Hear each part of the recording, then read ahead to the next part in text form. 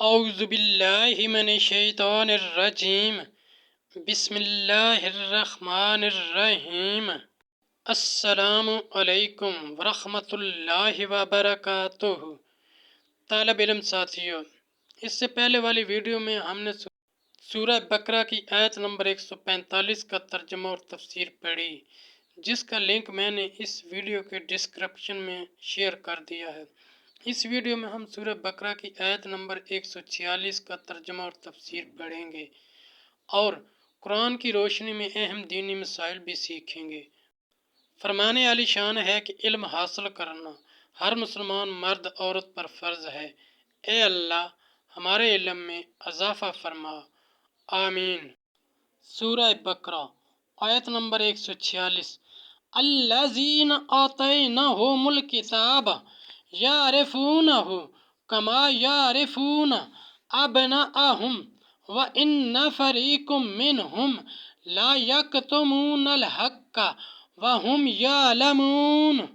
ترجمہ: جنہیں ہم نے کتاب عطا فرمائی وہ اس نبی کو ایسا پہچانتے ہیں جیسے آدمی اپنے بیٹوں کو پہچانتا ہے، اور بے شک ان میں ایک گروہ جان بوجھ کر حق چھپاتے ہیں۔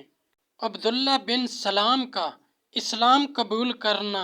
سورہ بقرہ آیت نمبر 146 کی تفسیر، یعنی علماء یہود و نصارہ، مطلب یہ ہے کہ کتب سابقہ میں نبی آخر زماں حضور سید عالم صلی اللہ علیہ وآلہ وسلم کے اوصاف ایسے واضح اور صاف بیان کیے گئے ہیں جن سے علماء اہل کتاب کو حضور اکرم صلی اللہ علیہ وآلہ وسلم کے خاتم الانبیاء ہونے میں کچھ شک و شبہ باقی نہیں رہ سکتا، اور وہ حضور کے اس منصب عالی کو اتم یقین کے ساتھ جانتے ہیں۔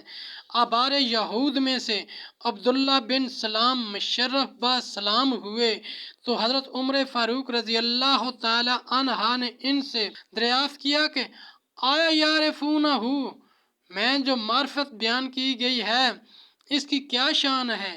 انہوں نے فرمایا کہ اے عمر، میں نے حضور اکرم صلی اللہ علیہ وآلہ وسلم کو دیکھا تو بے اشتباہ پہچان لیا، اور میرا حضور اکرم صلی اللہ علیہ وآلہ وسلم کو پہچاننا اپنے بیٹوں کے پہچاننے سے بدرجہ زیادہ اتم و اکمل ہے۔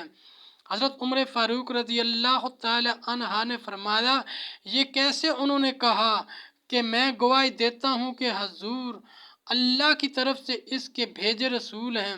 ان کے اوصاف اللہ تعالیٰ نے ہماری کتاب توریت میں بیان فرمائے ہیں۔ بیٹے کی طرف سے ایسا یقین کس طرح ہو، عورتوں کا حال ایسا قطعی کس طرح معلوم ہو سکتا ہے؟ حضرت عمر فاروق رضی اللہ تعالی عنہ نے ان کا سر چوم لیا۔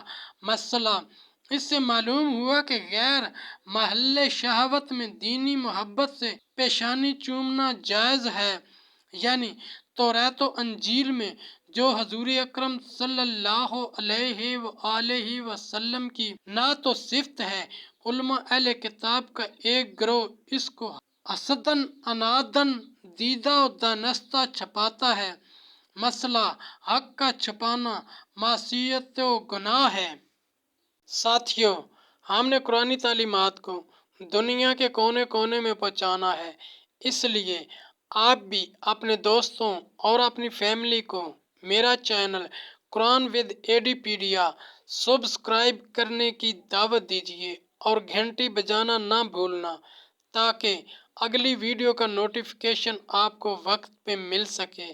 اللہ کریم ہم سب کی نیک اور جائز حاجات پوری فرمائے، آمین یا رب العالمین۔